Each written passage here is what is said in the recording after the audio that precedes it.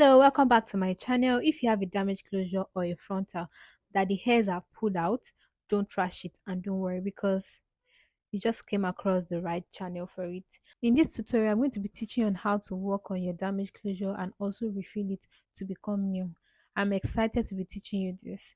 So this was what the closure was looking like. It was totally damaged even with the hair, and this is what it's looking like after I worked on it. Let's start this tutorial so you can keep on watching to learn. Brush away the hairs that will get in your way because you would need to get the center of the net. And the center is just to get the middle part. I'm going to take some hairs from the back of the hair. I want to use the same texture of the hair to ventilate the front. So I'll be measuring the size of the net. It is a 4x4 closure net. So I won't be refilling the whole 4x4 closure. I will be doing a T closure. So I want to measure the T part. That is where I would refill. I am measuring an inch at the front. I am going to mark that spot. It will serve as a guide. I'm also going to mark the middle part. The middle part, which is going to be the long T.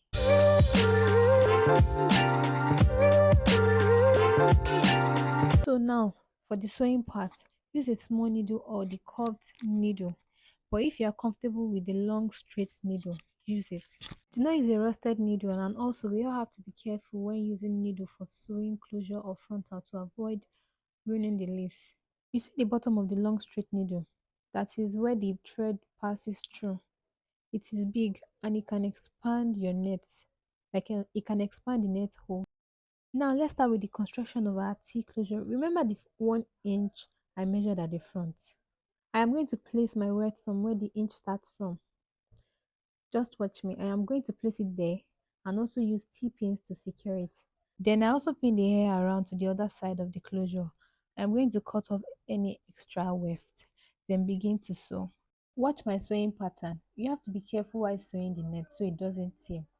I'm not making any knots after I sew. So what I'm going to do is, what I'm doing right now is I'm just running it through. So you can just see how I am running it through. This is like a slow-mo so you can understand better. You can see I'm running it through from the hair, from the weft.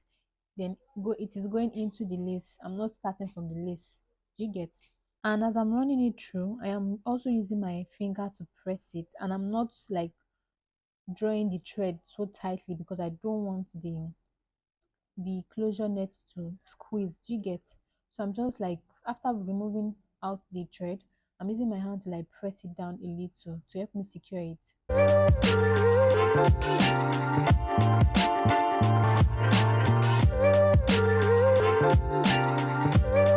Now that I'm done sewing the first weft, so for the second weft, I'm going to divide the weft into two. If you don't know this now. Every weft are double sewn together to make it one. I hope you understand. Watch me as I'm going to divide the weft into two with a razor blade, and I'm going to sew one of it because I want to have a flat closure. My mic just stopped working. I apologize for any unnecessary noise. So remember, it is a T closure, so I want it to be flat. The next placement of the weft on the net is not going to be far, and it's not going to be close as well to the first weft. So the gap between them is not even going to be up to half an inch, and you can use that as a guide. I don't want the T to be too thin like the regular normal T closure. So I stopped sewing at the third weft. And when you get to the end of the weft after sewing, make sure the knot is firm because of the sewing pattern.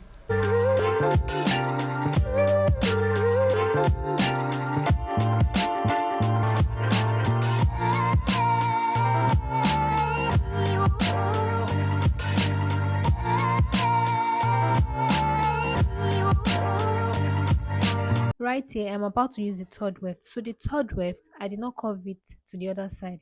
Instead of taking it round, I just sewed the weft straight. You can see where I placed the pin and where the weft ended. You see that now.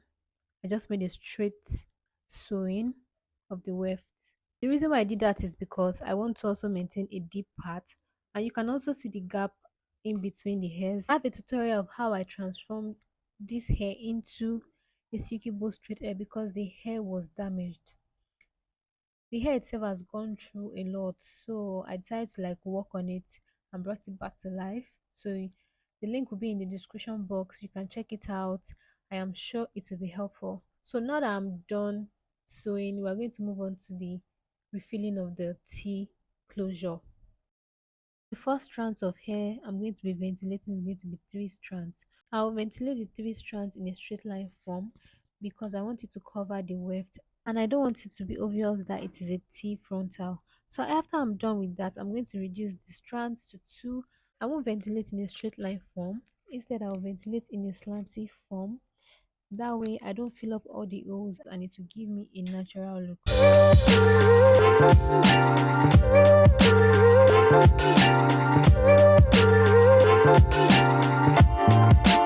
Here is an up close look so you can understand better. I picked two strands of hairs till I was done ventilating.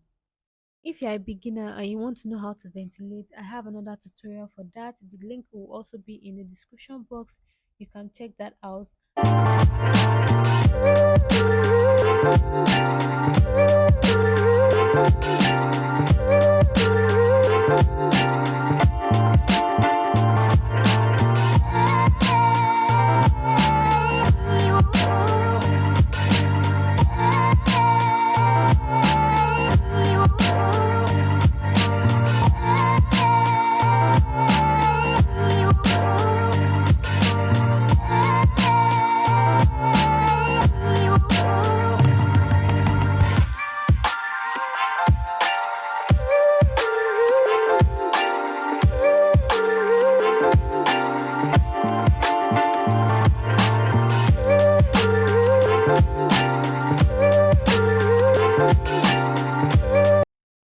I hope this tutorial was informative and you learned something at the end of the day. Thanks for watching and do not forget to like this video, drop a comment, ask questions if you have any, subscribe to my channel, share, turn on your post notification to get notified whenever I post a new video, a new tutorial. See you in the next one. Thank you for watching. Bye.